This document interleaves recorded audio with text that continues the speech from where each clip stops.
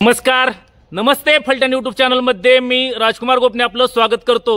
स्थानिक स्वराज्य संस्थांच्या निवडणुकाची रणधुमाळी सुरू झालेली आहे. यामध्ये सुरुवातीला नगरपंचायतींच्या निवडणुका होणार आहेत, तर त्याबरोबरच काही दिवसांमध्ये आता महानगरपालिका तसेच पंचायत समिती, जिल्हा परिषद याही निवडणुका जाहीर होणार आहेत. नमस्ते फलटण यूट्यूब चॅनलच्या माध्यमातून आपण जिल्हा परिषदसाठी चर्चेतील संभाव्य उमेदवार कोण आहेत यावरती आपण चर्चा करणार आहोत.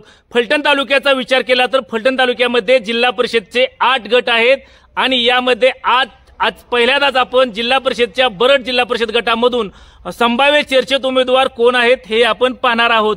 जिल्हा परिषदच्या बरड गटाचा जर विचार केला तर 1991 पासून या जिल्हा परिषद गटावरती राजे गटाचं वर्चस्व राहिलेलं आहे. या जिल्हा परिषद गटामधून श्रीमंत संजीवराजे नाईक निंबाळकर, श्रीमंत शिवांजलीराजे नाईक निंबाळकर, त्याचबरोबर जिल्हा परिषदचे माजी अध्यक्ष माणिकराव सोनवलकर, भावनाताई सोनवलकर आदींनी, त्याचबरोबर माजी जिल्हा परिषद सदस्य रामचंद्र भोसले आदींनी या जिल्हा परिषद गटाचं 1991 पासून नेतृत्व केलेलं आहे. 2017 साली भावनाताई माणिकराव सोनवलकर या जिल्हा परिषद गटामधून जिल्हा परिषदेवर निवडून गेल्या होत्या.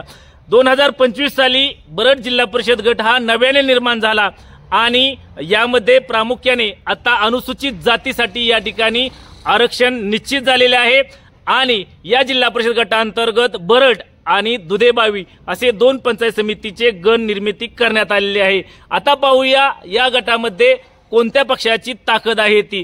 जिल्हा परिषद बरड गटाचा जर विचार केला तर या गटामधील सर्वाधिक ग्रामपंचायतचे सरपंच हे प्रामुख्याने राजे गटाचे आहेत. यामुळे या जिल्हा परिषद गटामध्ये सर्वात जास्त ताकद ही राजे गटाची आहे. त्या खालोखाल भारतीय जनता पक्षाची या जिल्हा परिषद गटामध्ये ताकद आहे. याबरोबरच राष्ट्रवादी काँग्रेसची या जिल्हा परिषद गटामध्ये ताकद आहे. राष्ट्रीय समाज पक्षाची ही ताकद या गटामध्ये निर्णायक आहे. त्याबरोबरच शिवसेना, राष्ट्रीय काँग्रेस यांचीही या जिल्हा परिषद गटामध्ये महत्त्वपूर्ण ताकद आहे, कारण त्यांचेही मतदान या गटामध्ये निर्णायक आहे. आता पाहूया या जिल्हा परिषद गटामध्ये सध्याच्या परिस्थितीमध्ये संभाव्य चर्चेतील उमेदवार कोण आहेत. यामध्ये प्रामुख्याने राजे गटाचा विचार केला तर राजे गटामधून संभाव्य चर्चेतील उमेदवार म्हणून या ठिकाणी निंबळक येथील वैशाली संदीप कांबळे, त्याचबरोबर कुरवली येथील राजकुमार बाबर, बरड येथील प्रीतम लोंढे, त्याचबरोबर गुणवंत बागाव, आंध्रुड येथील संदेश आडाव या कार्यकर्त्यांची नावे सध्या तरी चर्चेमध्ये आहेत.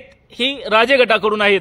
तर भारतीय जनता पक्षाकडून प्रामुख्याने माजी पंचायत समिती सदस्य सचिन रणवरे, त्याचबरोबर दुधेबावी येथील धडाडीचे कार्यकर्ते भाऊसाहेब मोरे, त्याचबरोबर मुंजवडी येथील शरद झेंडे आणि त्याचबरोबर बरड ग्रामपंचायतचे माजी सरपंच जनार्दन लोंढे यांचंही नाव भारतीय जनता पक्षाकडून चर्चेत आहेत.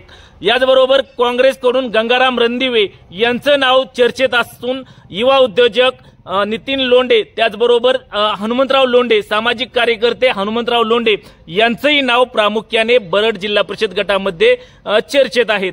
सध्या तरी इच्छुकांनी जोरदार मोर्चेबांधणी सुरू केले असून नेत्यांकडे आपला संपर्क वाढवण्यासाठी, त्याचबरोबर जिल्हा परिषद गटातील इतर गावांमधून आपल्याच नावाची शिफारस व्हावी यासाठी आता लॉबिंग करण्यास सुरुवात झालेली आहे. यामुळे आता निवडणूक जाहीर झाल्यानंतर प्राधान्याने कोणाला उमेदवारी मिळणार हे पाहणंही अतिशय महत्त्वाचं ठरणार आहे.